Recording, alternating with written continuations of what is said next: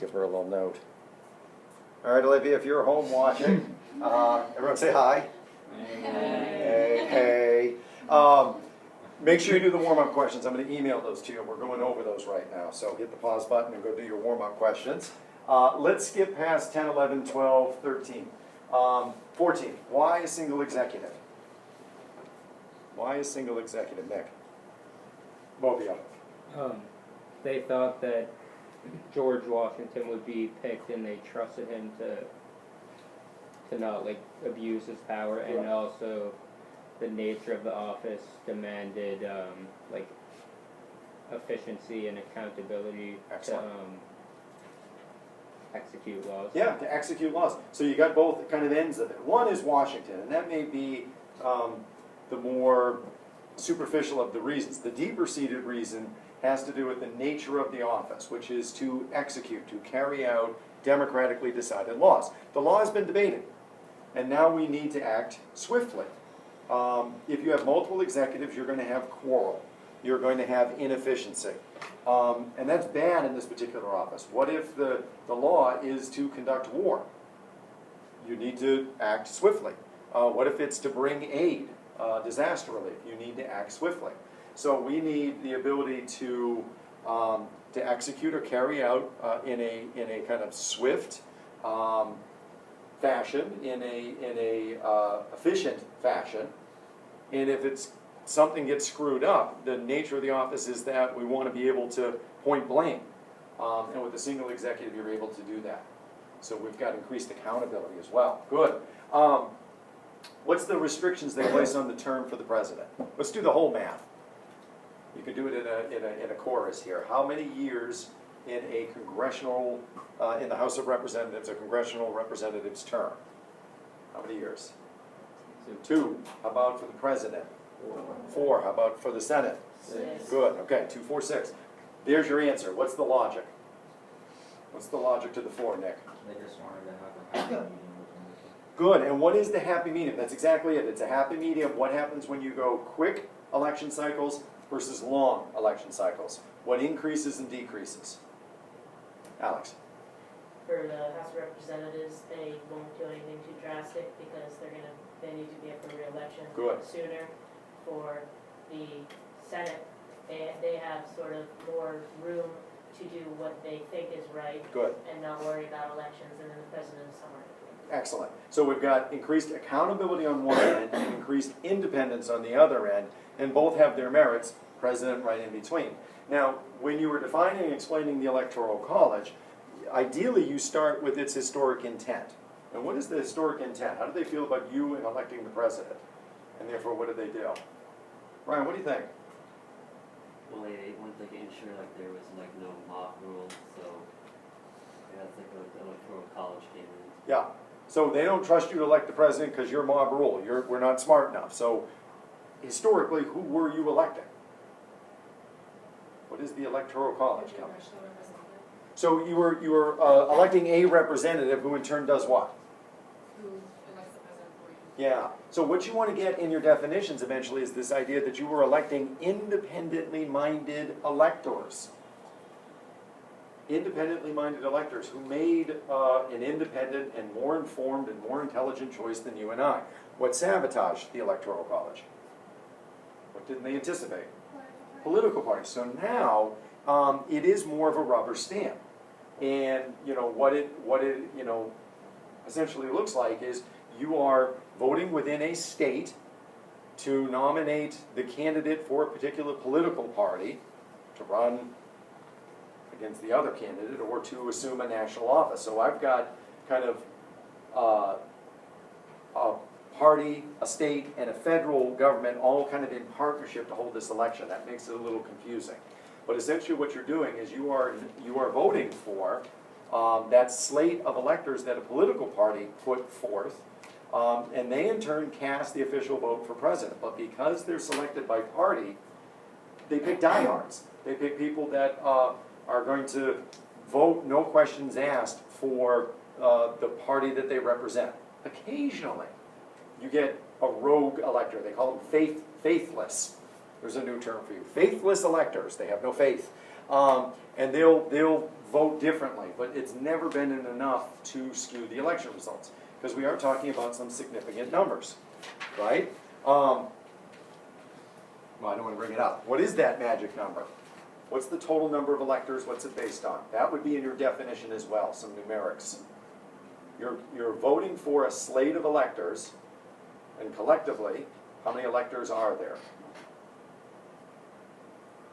Do your math. What is it, Nick? 538. 538. How'd you get there? There's 100 seats from the House of Senate. and then 435 from the House of Representatives, and then 3 from DC. DC does not have representatives. It's the political capital, therefore they want to keep it politically neutral. And they don't have representation in Congress, they have delegates. But what they are allowed is national representation in the elections, and that's why we throw in those extra 3. So 538, this gets you to your math. In other words, you are voting for a slate of electors out of a total pool of 538, where your slate of electors is based on your representation. You know, bigger states have a bigger slate of electors. And people usually think they're mad at the Electoral College for this reason, that it's not democratic, right? I'm voting for somebody who in turn is casting the official vote for the president. It's not democratic, not fair, right? But what did I just tell you? Did the electors invariably vote as to how you direct them? The weird thing is that it's just a weird conversion factor. People always say my vote doesn't count. Well, your vote counts in proportion to that conversion factor, all right? So if we're looking at Massachusetts, there's 11 electors, and your vote counts as, one of the total voting population to vote in those 11 electors. What people are really mad at, is 2 things. When they say my vote doesn't count, what do you think they really mean? Like in Massachusetts, why would a Republican say my vote doesn't count? In Texas, why would a Democrat say my vote doesn't count? Alex? It's because whoever gets the majority gets the whole state. Right, good. So you're actually kind of ahead of it. In other words, a Democrat is not going to influence the kind of political direction of the state, right? It is invariably going to go either, a Massachusetts Democrat or Texas Republican. So if you think about it, and you really dig down, what is it that they're saying? I'm mad because my vote didn't do what? Change anything. Now think of the ego. What do I mean by my vote doesn't count? Well, I didn't change the electoral outcome of the presidential race. I feel that my vote should have swung things in the opposite direction. That's how powerful my vote is. And that's lunacy. What they're really mad at is the fact that the state their vote doesn't count in the right proportion. 48 out of the 50 states award it on a winner-take-all basis. So if you win a plurality, there's a 3-candidate race, and Texas, the Republican in Texas is captured 34% of the vote. What percent of the electoral votes go to them? You win with the plurality. You win with 34% of the vote. What percentage of the electoral votes do you get, Jack? How many of them do I get in a winner-take-all system? A majority will win, I've won the popular vote by 34%. What percentage of the electoral vote do I get? I don't know. Bail them out. Bail her out. Would it be all of them? All, right? 34% gets you 100%. That's what people are mad at, because it skews the election results. If I win with, if I beat my opponent by 1% in California, I get all the electoral votes. I get all 53 of them. What this is saying is you can essentially win 11 states, there's the 7 biggest states and then some sort of combination of 4 others, and you can win the election. And I can win them by the narrowest of margins and lose everything else in a landslide and still win the election. So in other words, I can win the what and lose the what. You win popular vote, not the... Yeah, or conversely the other way around. I can win the popular vote and lose the electoral vote, and therefore lose the election. Or I can lose the popular vote and still win the election by capturing the electoral vote. You got to kind of understand how those scenarios work. They work this way because there is this magic race to 270, half of 538. And where it becomes kind of obvious is, watch this. When you carry a state, you want to see winner take all, it goes all red or it's all blue, right? Well, watch what happens when we look at it by county.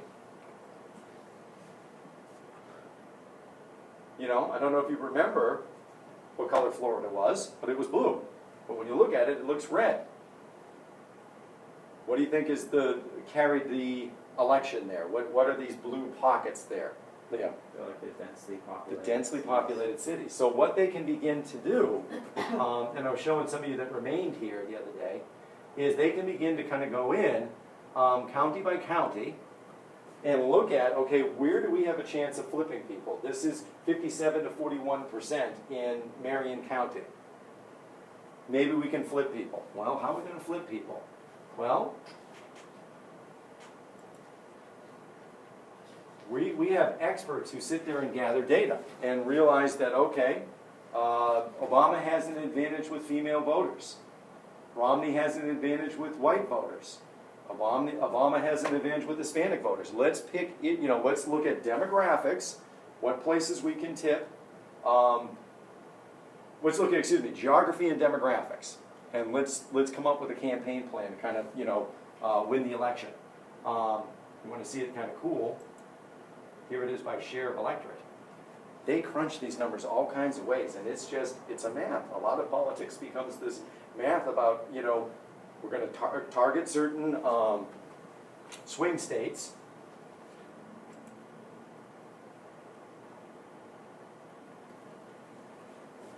We're going to target certain swing states and have a plan to swing, North Carolina, Virginia, Wisconsin, Colorado, Iowa, Nevada, New Hampshire. Those were the swing states.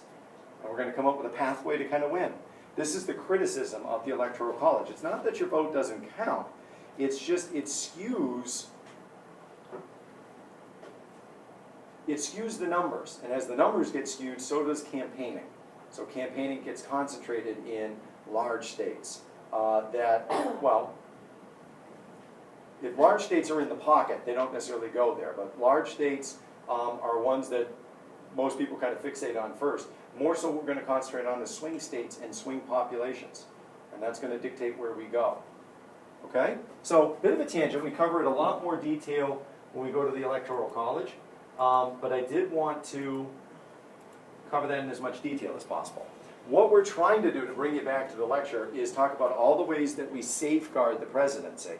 So far what we've got is a safeguard in that there's one executive because that's the nature of the office.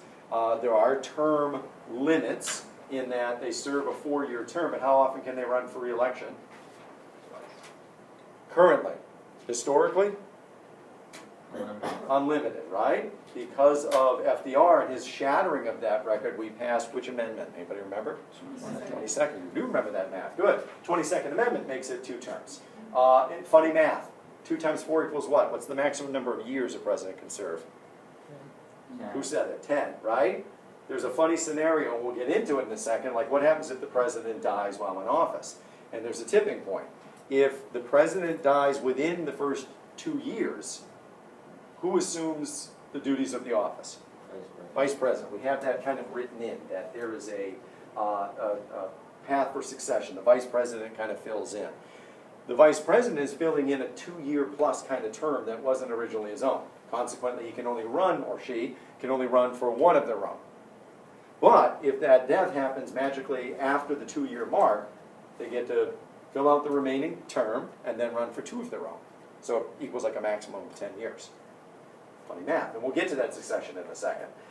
Because that is going to be one of the safeguards. Like, what do we do if there's a vacancy in the office? Why would there be a vacancy? Well, maybe the president did something wrong. All right, so let's kind of get back into sequence here. We have a process for removal of the president in case there are problems. It's known as an impeachment process, and this is where the first mistake often comes. Anybody know what if you've been impeached? If I say you've impeached my character?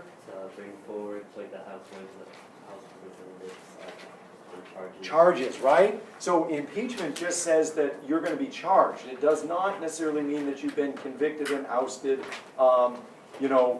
of office. So you have to be careful with the language sometimes where you'd say convicted of impeachment charges. If you just use the word impeachment, you just mean that a person is being charged. This person has been impeached.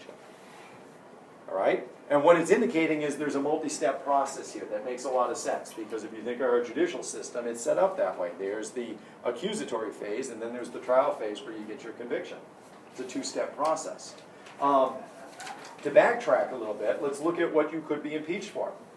Anybody know the language? Could you remember it right off the bat? Have you looked at the Constitution enough? There's 4 bits of language in the Constitution that specify what you could be impeached for. Treason, bribery, high crimes. Can you get the last one? Low crimes, misdemeanors. Yeah. The language is a little nebulous, isn't it? Okay, I suppose I get treason. I mean, that's a specific thing, but what is a treasonable offense? Treason, bribery, we're always worried about money, and the impact that has on being a corrupting influence. And a lot of people were subject to bribery way back when. High crimes. That's kind of vague language. The Constitution is deliberately vague. It gives it an elasticity where we can kind of maybe mold that term to what we want. Because I got treason. So what's the distinction between treason's a high crime? What other things am I thinking of there? And then, initially I was having these kind of major offenses, and then I just throw in the term minor offenses. So what can you be impeached for? Well, pretty much anything I want you to be impeached for, right? And some of the history of impeachment might indicate that, might bear it out. Notice this is for any civil officer. It includes the president, the vice president, and any civil officer. Has there ever been a Supreme Court justice that had impeachment proceedings brought up against them? The answer is yes. Anybody know his name? We'll get to him later. Samuel Chase. Did that come back? Did you talk about that in your history classes? So it can be used against a variety of political officials, not just the president, the vice president, the Supreme Court, other civil officers. Again, kind of loose language. Two-step process. The House of Reps, the more democratic body, is the one bringing the charges. Charges aren't, they're politically damaging, but they're not going to kill the individual, right? They're damning, but they're not fatal. Therefore, the threshold we have to bring charges is a simple majority. Convicting someone, that's pretty major. So we want to give that to the Senate, the more independent, level-headed, higher body, right? There's 100 of them. They have elections every 6 years. They can be more deliberative. They're more elite and exclusive. But we want to make sure they get it right. So we give them a threshold that's pretty significant. It's a 2/3 majority needed for conviction. Whenever we do something extreme, we tend to jump up to that, a percentage that's 2/3, 3/4. You're going to see those numbers. A simple way to talk about them is it's a super majority. It's more than just a simple majority, it's a super majority. And we do that with a lot of the extreme things, all right? So if that's the mechanics, what insight does the previous kind of impeachment proceedings give us about, treason, bribery, high crimes, and misdemeanors? Well, there's been 3 cases of presidential impeachment. Has anybody ever been convicted of impeachment and forced out of office? No. With Andrew Johnson, it was all over the Tenure of Office Act. He had fired some, it was during the period of Reconstruction. And there was disagreement of the direction of Reconstruction, and Johnson was trying to assert himself and rid people that didn't fit his views and policies, and he's charged with violating the Tenure of Office Act. He's going to claim executive privilege. They get super close to getting rid of him. They fall 1 vote short. Nixon is one that people often think was impeached. What happened there that people get confused? What did Nixon do? He resigned. He resigned before the inevitable happened. It really looked like he was going to be convicted of impeachment, but he resigned before the impeachment proceedings could happen. Anybody remember what was the affair? What was the thing that he got impeached over? There's a little shorthand for it. The Watergate scandal? The Watergate scandal. What was the Watergate scandal? What happened? He sent in some people called the plumbers to Democratic National Committee office. Yep, which was in a hotel building known as the Watergate. I used to go shopping there. There was a Safeway that was underneath it. You get groceries, but around it was a hotel, and one of the hotel rooms was the headquarters of the Democratic National Headquarters, and there was a break-in there, right? And the question was, who ordered it? Who orchestrated? How high did it go up? So essentially, was Nixon investigated for giving the direct order, or what did he do? What did it seem more likely that he did as they began to investigate and ask questions? Someone did give the order, but was it Nixon? He tried to like get rid of any evidence against Yeah, him. so that's the interesting thing. It's the cover-up. It's the perjury kind of aspect of it. Lying under oath about his role and responsibility in it, conceivably. So, and the irony is too, he won in a landslide. The break-in was completely unnecessary, but it begins to show you the mentality, the paranoid mentality of the campaign itself, where politics of that day was filled with dirty tricks.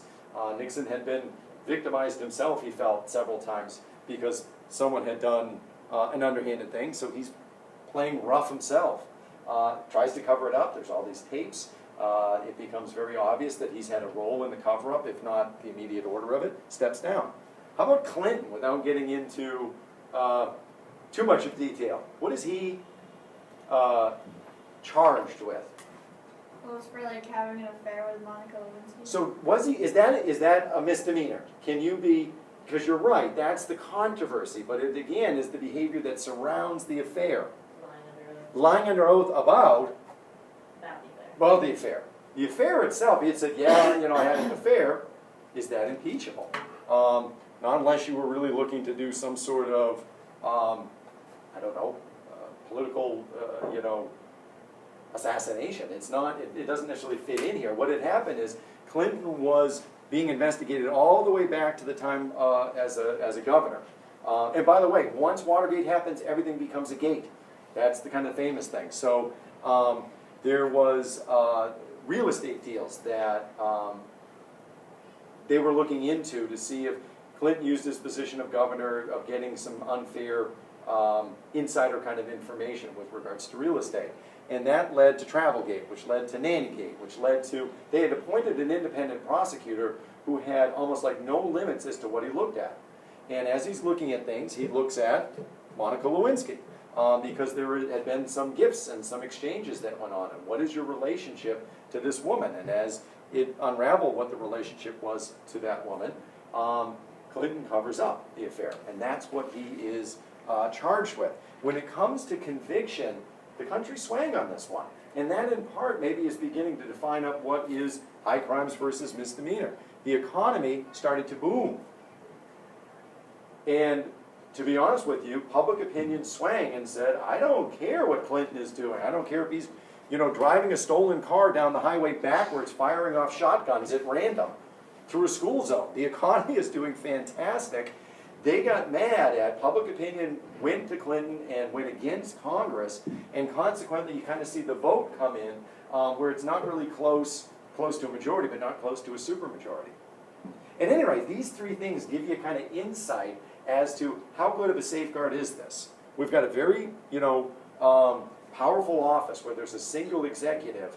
Do we have the right safeguards in place? And what you kind of see in the history of using impeachment is a mixed bag at best in terms of how we've used it. There have been cases of outright corruption, and it did seem to kind of work there, but sometimes it also, both in the cases of Johnson and Clinton, seemed to have an aspect of politics to it as much as anything else.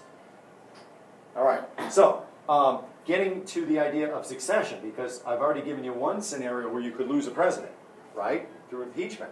There are other scenarios where you could lose them, health, illness, attack, those kind of things. And there's a long list of presidents that have died. My favorite are the first two because they're just it's almost Shakespearean. William Henry Harrison gives the longest inaugural speech in history. And it's March. We used to have inaugural dates in March. In March, the weather can swing to both extremes, and at this day it's freezing and he's not wearing a coat to show that he's robust. You're not going to catch a cold by being cold, but if you wear down your immune system by giving the longest inaugural speech ever and shivering through the whole thing, you probably are more susceptible to pneumonia, and that's, he catches it and dies. So there goes William Henry Harrison from the cold, and then Tyler later on dies from the heat. Again, it's March. He's at an inaugural event. He's in, maybe he shouldn't be wearing a coat. They're wearing all that wool stuff, and to cool down, according to legend, he kind of guzzles some pitchers of milk that have been iced, and then he's wolfing down some frozen cherries as well. The milk is spoiled, and the fact that it's iced hides that fact. And then he's got all this frozen stuff. He dies of a gastrointestinal event, essentially. He dies from the heat, but he really just puts himself into an immediate digestive episode and dies. On and on it goes into other individuals. And what it indicates is, yeah, we've got a problem with presidents being mortal. And when you look at what the Constitution sets up, it's got one safeguard: president to vice president. Therefore, they come up with the Presidential Succession Act. That's a federal act that kind of is a little more thorough in case of some sort of emergency. So I go president, vice president, and then there's a logic. The next official to take over is the Speaker of the House. And that makes sense. That's the highest official in the House. The House is the most democratic body. From there, we go to the highest official in the Senate. That's the President pro tem. Here it's a little muddied. The highest official in the Senate is actually the Vice President. And we've already used him up, or her up. How many in the Senate? 100. What could possibly happen with a vote? And this will tell you why the Vice President is a member of the Senate. I've got 100 people. Nick? They could tie. Therefore, the Vice President is actually the highest presiding officer in the Senate, but he's rarely there because they know when ties are coming, and there's nothing worse than sitting through. I'm going to make you watch C-SPAN later on, and you'll see there's nothing worse than sitting through any kind of congressional session, right? It's dull. So he's rarely there, and therefore they have kind of the next person down to preside over the Senate. That person is the President pro tem. But the Senate, having only 100, has no rules really for debate. And the only thing the guy who is presiding over the Senate is doing is trying to stay awake. Occasionally they get to pound the gavel and do some sort of order of business, but mostly they're trying to stay awake. So the highest position in the Senate is kind of an honorary position, and they give it to the oldest person typically. Strom Thurmond was and Robert Byrd were two of the more recent President pro tems. We got that at full volume. They were some of the more recent President pro tems, and they were in their late 80s, 90s. Strom Thurmond just died at age 102.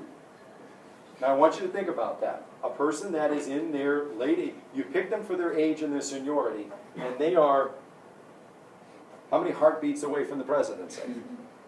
Right? Then where do we go? We go to the cabinet in order of creation. So now we have a whole kind of, war, treasury, we've got a whole chain of things that can happen in case of emergency. And that's a viable kind of thing because, how many of you ever watched the State of the Union? Who knows what the State of the Union is? What is the State of the Union? Happens once a year. What's the president supposed to do? Hint, State of the Union. What is it? He addresses the country. Yeah. What's happening. And tells them Politics. how we're doing. Yeah. This is the state of the nation. This is the direction I want to take it in. That is in front of a joint session. In other words, he goes into the House where not only do they bring in the Senate, anybody ever watched? In comes the Supreme Court. In comes the Joint Chiefs of Staff. In comes everybody. The First Lady's there. Anybody. In comes the cabinet. Anybody thinking a Tom Clancy novel? Anybody thinking like an awful kind of,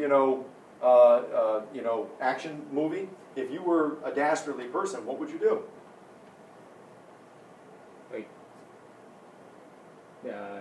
Bomb the... Yeah, you're on tape now too, great. You would target the State of the Union because that's how you wipe out the entire political leadership of the United States, right? So we have to have this chain of command in case there is some sort of, more major coordinated attack, and you've got to have it kind of run pretty deep to give yourself some checks. What's interesting in the State of the Union, they actually take one person and they put them somewhere safe, in a bunker, in a plane. It's probably the Department of the Interior. And hey, you're gonna, if the apocalypse happens, it's on you, and they send them off somewhere to keep them safe. So what we've got so far is some interesting scenarios, but they're beyond vice. Have we ever gone deeper than vice president? So we've never had a scenario where we've gone from president to vice president, replacing the president, to that vice president dying, but then in comes another vice president. We've never had to go beyond vice president. What we do have to worry about is we go back to this list. I don't know if you remember James Garfield. A guy named Leon Chugo shot him with like a bullnose revolver, a .44. And the problem with him getting shot was he didn't get shot well enough. It kind of went like 2 inches into him. And he languished. Anybody remember? He languished for 89 days. And they kept him doped up on morphine and quinine and other kinds of forms of narcotics, while an army surgeon went after that bullet with hands that weren't gloved. And he made I'm sorry, it's after lunch, he made like a 4-inch wound track, like a 22-inch wound track that became septic, like poking his finger going after the bullet. Sorry. I'm doing this for a purpose because you can imagine how out of his mind Garfield must have been. But he wasn't dead. So he's still the president, right? At some point, I always mix it up as to whether it was Edison or Bell. I think it was Bell. Had invented a metal detector. And they were going to use that to find the bullet. The problem was, the reason it got to be a 22-inch wound track is because he was on a metal spring bed. Oh, I think that's it. And they put their finger there. This guy was out of his mind for 89 days. Does any of this kind of clarify what to do? What do you do if the president is alive but out of their mind? That's the scary scenario. That will be the 25th Amendment. We don't have a plan for that. And there's been multiple occasions, like Wilson had a stroke. According to a lot of history, his wife was running the country. The advisors would come to the bedroom door, she'd answer it, she'd go in, she'd do a stage whisper, mumble, mumble, mumble, and she'd come back out and say, the president says this. But it was her. So we didn't have at this point a plan for what happens if the president is disabled. 25th Amendment will fix that, and we'll get into more detail later, but essentially what it takes is it makes the vice president an acting president until the president is able to resume their duties. And if there's question as to, well, he went senile, he says he's ready, but we don't think he's ready, there's a whole voting mechanism where the vice president and the cabinet and Congress all have to be on the same page to say, nope, president, you can't come back. They make it very hard to, essentially unseat a president that way, and probably rightly so. Right? What's funny is even with it there, people forget it. Like when Reagan was shot, there's this famous story of Al Haig, who was the Secretary of Defense. He came busting into a room.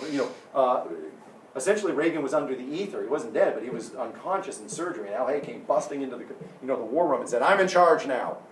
And people kind of looked at this list and went, huh? Really confused. It's an important scenario to kind of have down. All right? So there's my final safeguard with regards to the presidency. And we're worn out because we worked out all those compromises with the legislative branch. We did all the complicated safeguards with the executive branch. What do we do with the judicial branch? I don't know. I just want to call it a day. Let's make a Supreme Court and go home. It's essentially what they did. There's very little to talk about. In terms, I'm going to say this a lot this year. Supreme Court was largely included for symmetry, balance. A triangle needs 3 sides. What I'm actually saying is you can't have checks and balances when you have 2 branches. What you just have is this. Right? I need a tiebreaker in there. Symmetry is essential to kind of make checks and balances work. But as to what this branch will look like, they're not, they're kind of not giving it a lot of thought. They don't see this as a very worrisome branch. It's a necessary branch, but it's not a worrisome one. The legislative branch has the force of the will. They can carry out law. The executive branch has the force of the sword and the purse. It executes, and well, both can use financing to a degree. What is the court have? It has the power of judgment, right? They're not too concerned about it. So what do? They set up a Supreme Court. You want to tell me how many judges you have? No. No, I don't want to give you a number. They don't give a number. They don't really talk about leadership in there, in terms of is there a hierarchy? We don't know. They will set up a kind of a protection in that we want to make sure that these judges, there are checks on these judges. So they're going to be appointed by the president. That allows the president a check over the courts in terms of his future direction. Who's he going to pick? Well, he's going to pick somebody whose ideology aligns with his, that he can use as a predictor for future, verdicts. Well, that seems like a lot of power to give the president. All right, let's give the Senate the power of advice and consent. That more elite group that can make those more informed decisions is going to look at that appointment and make sure there's balance. So what's interesting is presidents often have to pick moderates. They can't pick extremists. They can't pick someone who's ideologically way to one side because you've got to go through the Senate. And it's pretty bruising to have a Supreme Court nominee turned down. All right, so I've got a nice kind of check there, but we know that they serve for life. And what do we say that serving for life gives you? Let's say I pick someone because they are pro-choice, and I don't want them to overturn what famous Supreme Court case that set up rights to abortion. You should know this one, right? What is it? Roe versus Wade. Roe v. Wade. Roe v. Wade is the biggest litmus test when it comes to Supreme Court nominees. This is the hot button issue. Liberals, conservatives want to know immediately, where does this candidate stand on Roe v. Wade? And let's say I've got a Democrat or liberal president who appoints someone who is going to uphold Roe v. Wade. Not going to try to introduce any more restrictions when it comes to abortion. What does serve for life let them do? Once they've got their politics were scrutinized, or their judicial philosophy was scrutinized when they got the position, but Liam, once they're in, They're gonna be more extreme because they don't have to worry about getting reelected. yeah, they can rule as independently as they want, without fear of reprisal. They don't. So arguably, what it allows them to do is to look at the law, to look at the issue itself and not the politics that surround it, and make a ruling. So there's an argument that Federalists will make that this is the right balance, because it counters the massive power the other branches have. There's an argument the Anti-Federalists will make that says, whoa, that's way too much. These guys serving for life is giving them way too much power. Remember, there is a way to remove. We can't impeach. But it was only used once against Samuel Chase. Now, what else? Well, we're going to give them some jurisdiction. In other words, when you talk about jurisdiction, you kind of talk about what's in their territory. What do they have a right to do? Their territory, their rights, are to decide all cases in law and equity. Elastic logic again, language again. What does that mean?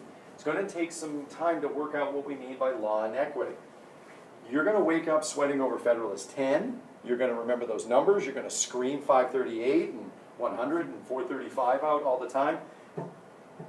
This one, I want you in a cold sweat about constantly. There is no more important case than Marbury versus Madison.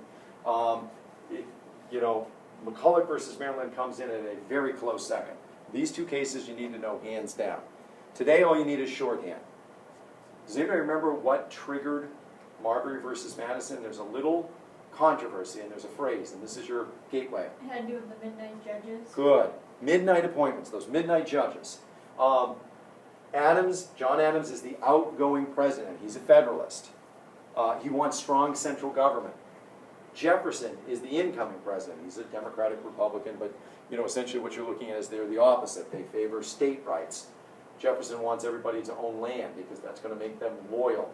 He wants, and they'll have something to fight for, and he wants less power to the federal government. These guys started as friends. They're at best frenemies.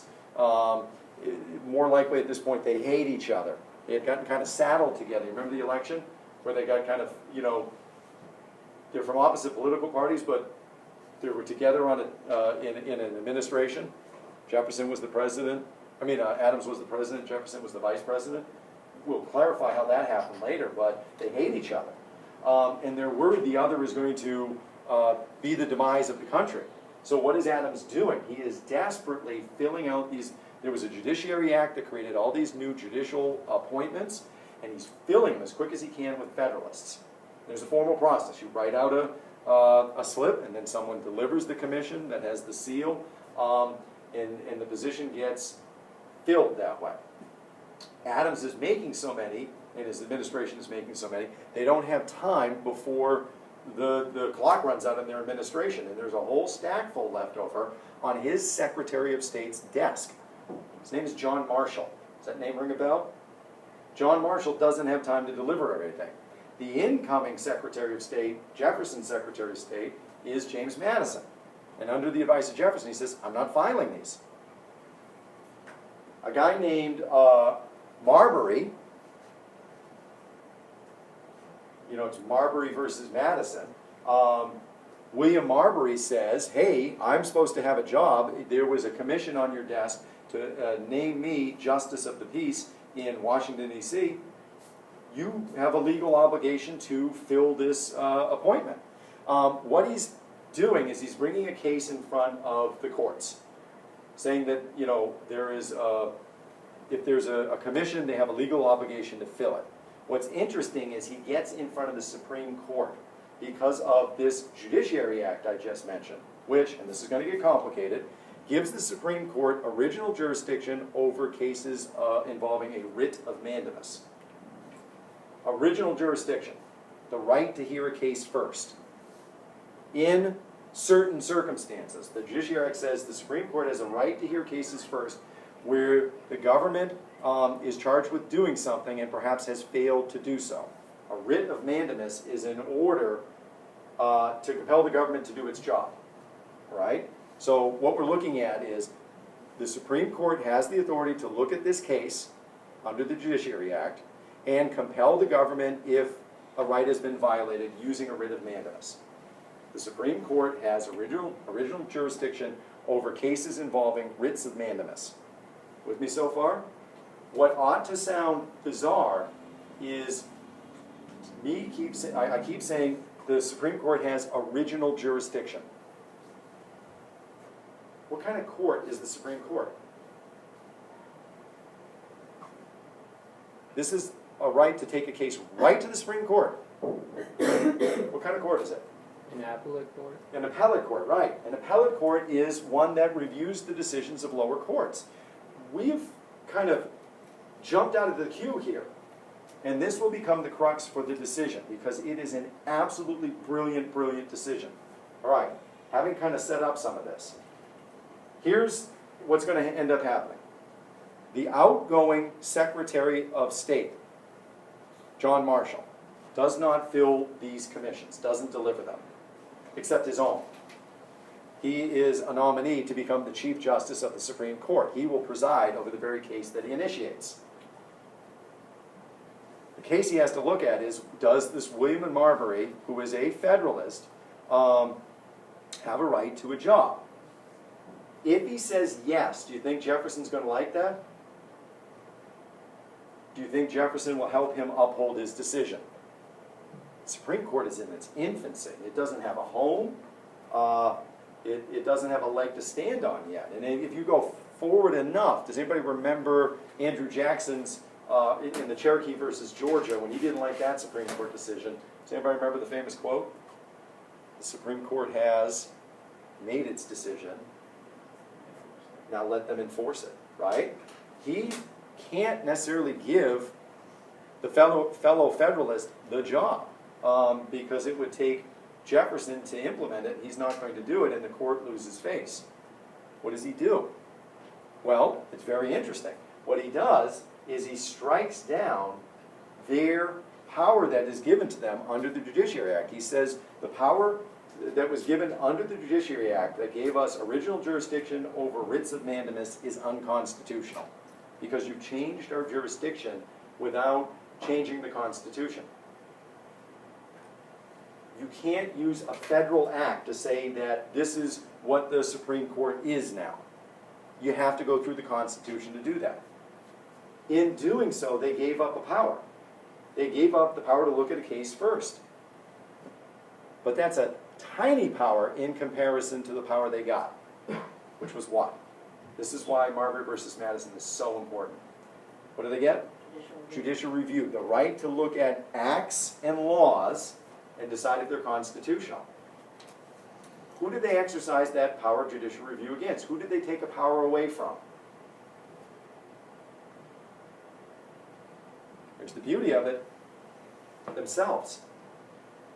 They didn't say, Jefferson, you can't do this. They didn't say, Congress, you can't do that. They said, hey, Congress, you gave us too much power. You can have it back. And in the process, they claimed judicial review. They nullified an act of Congress.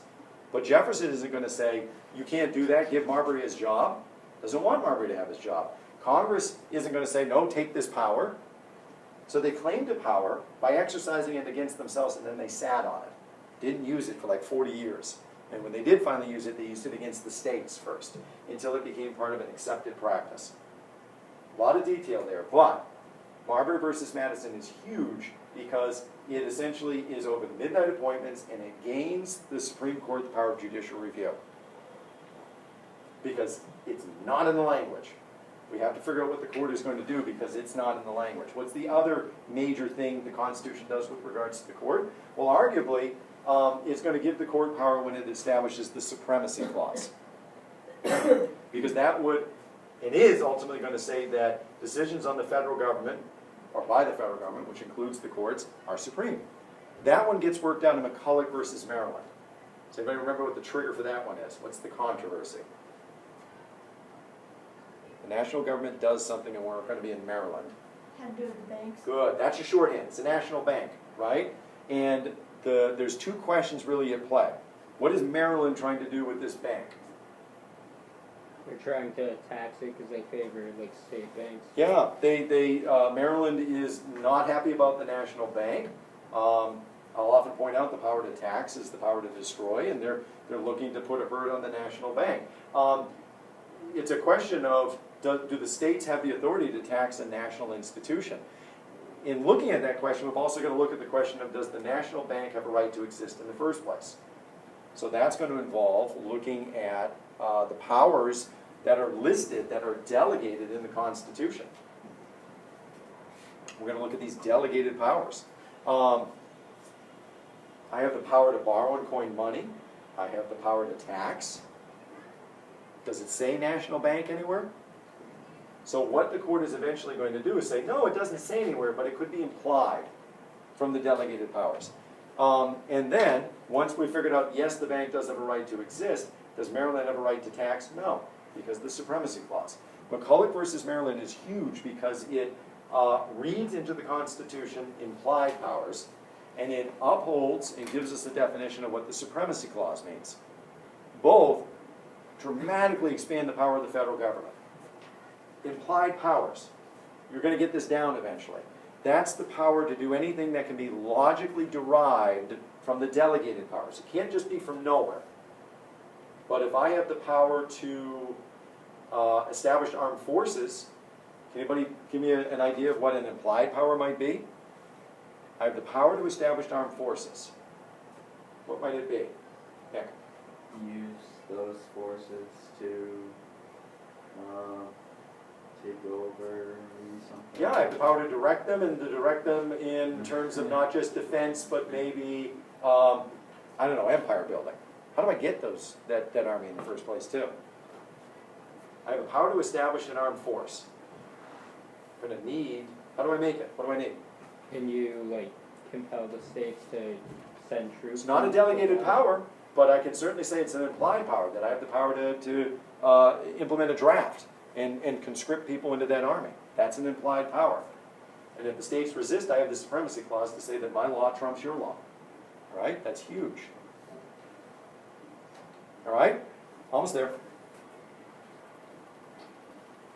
The other thing that it's going to do is it's going to set up a lower court system later on, because that's really where they stop. We're gonna leave it up to Congress from time and time to ordain and establish the lower courts. I got a Supreme Court, I haven't set up the number, I have set up how they receive their position through appointment and confirmation by the Senate, and I have given them the power to decide all cases in law and equity. Future court cases will work out kind of what that means. Future Congresses will work out what the other court system looks like underneath it, okay? And they move on. Again, they don't give it a home. What else do they move on from? Well, they don't include a Bill of Rights. There is no Bill of Rights in this model. I'm rethinking my timing here real quickly. I want to get, let's do this, because I think you guys need a break and I want to get to Federalist 10. They're not going to include a Bill of Rights. We're going to go over why. I'm going to put a pin in it based on how long it takes you. All right, stay tuned. Once they decide not to include a Bill of Rights, we're going to begin to try to ratify, okay? As part of the ratification process, we're going to go essentially look for a convention approval, and the majority of the convention signs on to it, the federal government agrees to it, and then I've got to get it ratified by the states. They move the number. They move the number from 13 out of 13 to 9 out of 13.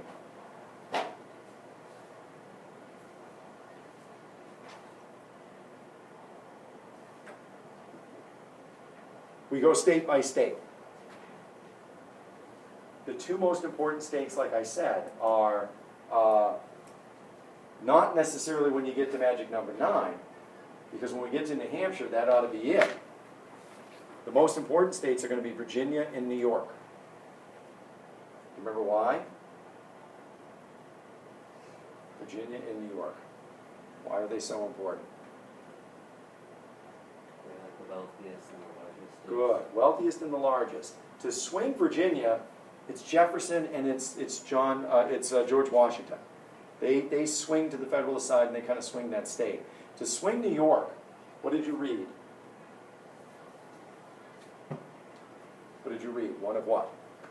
Oh, Federalist number 10. Yeah, you read Federalist number 10. There's a series of essays written by some anonymous, but then later on becoming less anonymous, individuals. They wrote anonymously to let the arguments stand for themselves, I suppose, instead of the names. Hamilton, John Jay, and James Madison.